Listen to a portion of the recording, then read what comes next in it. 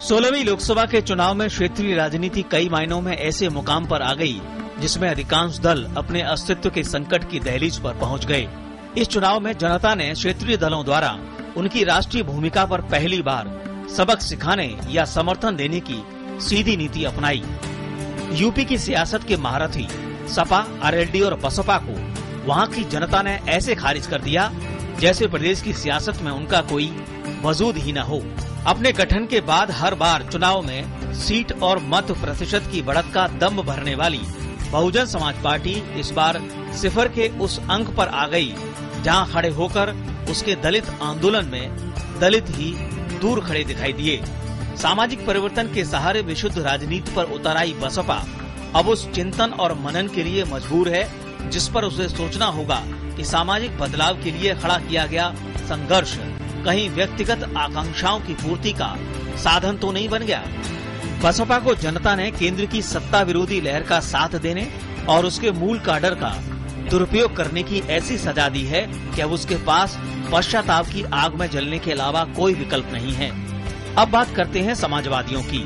हर चुनाव में अपनी नई चाल और दांव के लिए विख्यात पुराने पहलवान और धर्मनिरपेक्षता की सियासत करने वाले मन से मुलायम सिंह यादव इस बार सिर्फ और सिर्फ अपने परिवार में ही सिमट कर रह गए। युवा जोश और उम्मीदों की राजनीति इस बार पूरी तरह फेल हो गई।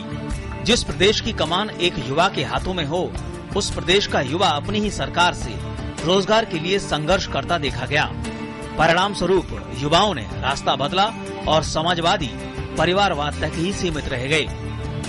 वहीं आरएलडी पहली बार अपने ही गढ़ में ऐसे विलुप्त हुई कि चौधरी चरण सिंह की विरासत का कोई नाम तक लेने वाला नहीं रहा।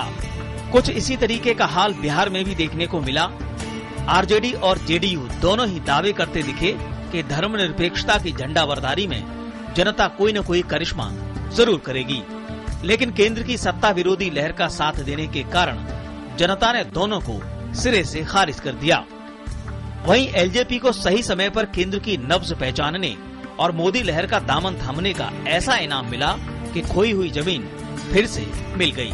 इस बार के चुनाव में कुछ क्षेत्रीय दल ऐसे भी रहे जो मोदी लहर में भी अपने आप को मजबूती से खड़ा करने में कामयाब रहे। पश्चिम बंगाल में तृणमूल कांग्रेस की ममता ने कांग्रेस की सत्ता विरोधी लहर और भाजपा पर ऐसा सीधा हमला बोला कि ममता ने वाम दलों के सफाये के साथ साथ मोदी लहर को भी रोकने में कामयाबी पाई। इसी तरह तमिलनाडु में भी जयललिता अपनी पार्टी की क्षेत्रीय अस्मिता को मजबूती से खड़ा करने में कामयाब रही। जयललिता ने जनता के मन में उन उम्मीदों को कायम रखा जिसमें उसके सपने साकार करने की क्षमता वोटों में तब्दील हो गई। इसी तरह नए बने राज्य सीमांध्र और तेलंगाना में भी क्षेत्रीय अस्मिताएं बरकरार रहीं। यहाँ की सियासत में टीडीपी और टीआरएस दोनों ने राष्ट्रीय महत्व में क्षेत्रीय राजनीति को बचाने में कामयाबी हासिल कर ली। कुल मिलाकर इस बार का चुनाव क्षेत्रीय दलों के लिए एक सबक की तरह देखा गया जिसमें स्थानीय जनता के मुद्दों पर किसी भी तरीके का समझौता उनके लिए घातक साबित हुआ। Rishi Kumar, DD news, Delhi.